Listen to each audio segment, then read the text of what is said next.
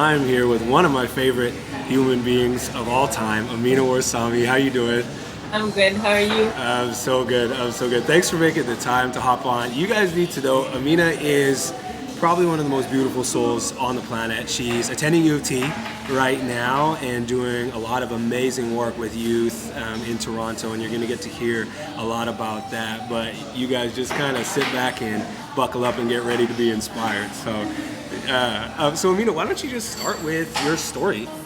So, being a person who was raised by a mother and living with two brothers and two sisters and growing up in a low income area, like a lot of people think that you can't go to university, you won't be able to do certain things in life. But despite that, like with the help of my mother, she was always there for me, caring for me.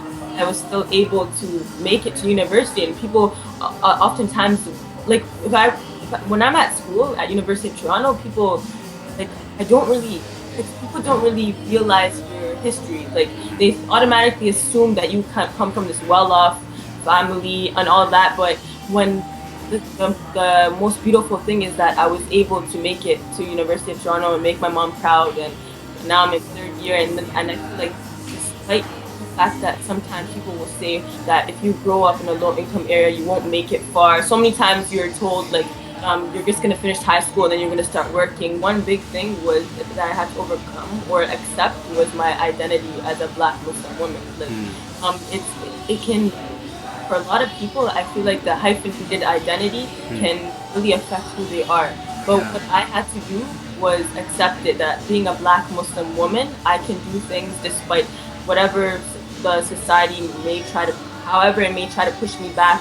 I have to accept my identity as a Black Muslim. If I let that push me from moving forward, then I won't reach the places I want to be, reach the places I want to reach. So Yeah. that was really, for me, overcoming and accepting the fact that being a person who has a hyphenated identity is okay. Like, you Yeah. don't have to be a specific person, like a specific Canadian to reach certain places in life. It's just about how much you push yourself in.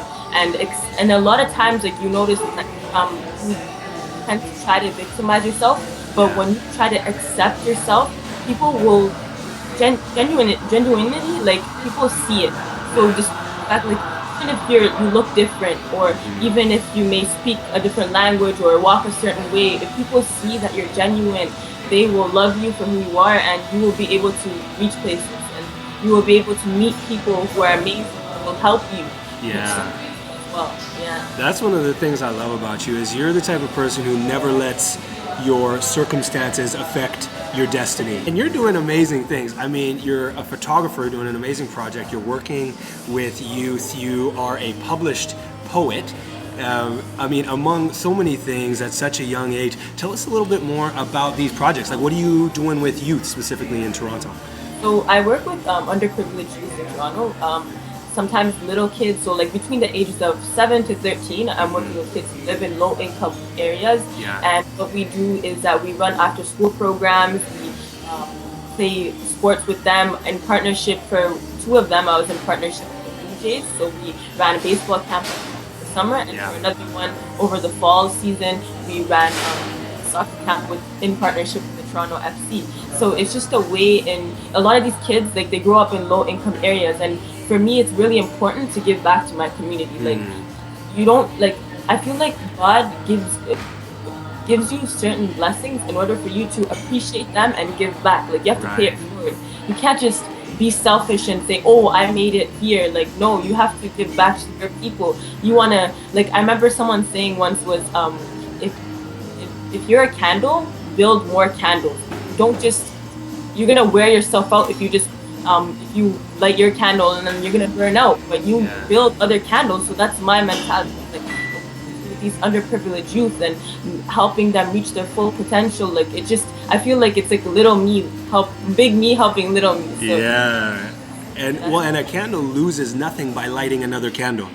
That's what exactly. I love. You're just Yeah. passing on the love. That's awesome. Oh, how about the poetry? Tell us, why poetry for you? What about poetry gets you going? So in ninth grade, I was part of this organization called Unity Charity, Yeah. and it's just a non-profit organization which uses hip hop to enable youth to express themselves. Yeah. So, especially in low income areas. So, what I noticed was that I always like to write in journals. But I noticed that a lot of times I never thought it was poetry because it all flowed. I never thought it was poetry until someone read it and told me, "Wow, this is poetry."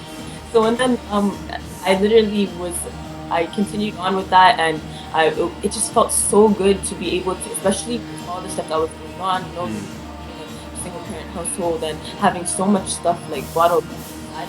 Like I wanted, like you can't let it eat. I Right. have to find something in order to express myself and then to like help heal me, and that's what came from the first time in 10th grade I performed in front of my whole school, and like it just so good having everyone like say like, wow, that sounded so good, it touched me, and yeah, that's the poetry I felt was for me. The book is all about helping people live their potential and live fully and embrace who they are and why they're on this planet. What do you think is something that holds people back from living fully? I think oftentimes it's what people go through that holds them back. What you go through can either be a means to push you forward, or you can let it eat you and set you back. Yeah. So I think it's just people. When you go through things, you have to understand that God is testing you, and through it, He's making you stronger. Yeah. Sometimes we tend to pity ourselves and make ourselves into victims through the pain, when we should be using it as a way to make us stronger and reach certain levels that Yeah. others may not be able to reach because they've never been through what you've been through. Right. I think it's true, and I've seen that in my own life, that the things we go through enable us to access different demographics, access people, Yeah. and really relate to people on a different level that not everyone could get to. Yeah, I think you're absolutely right. What is one hidden talent that Amina has, or hidden kind of quirk or something that you do that not a lot of people know about Amina Warsame? It's so weird, but Try me, I like sometimes it. I play like instrumental music and I rap to it. Okay, can you give us a couple bars? Oh. No, I can drop the beat. I can drop the beat. That's fine. Okay, here we go. Just give me like a couple bars, 2 bars. My name is Amina Warsame. See, I don't really rap, so I must say see ya. I can't rap. Oh my god! It's so fun when you put on a beat. And I watch the video and I just laugh at myself. No, this is my favorite part of the interview. This is the best. This is the best. Well, Amina, thanks so much for making time to hop on with me. If you could end with something, any words of wisdom or a favorite quote that you have for people to live unleashed, live more fully. Well, one thing I would say is that don't let anything. Slow motion is better than no motion. That's one Yeah, thing. come on. So even if you feel like something's dragging you down, even though things may not look right now, it's better that you move. Even if you fall, slow motion is better than no motion. Come That's- on. Well, thanks, Amina. Really appreciate Thank your you for time. having me.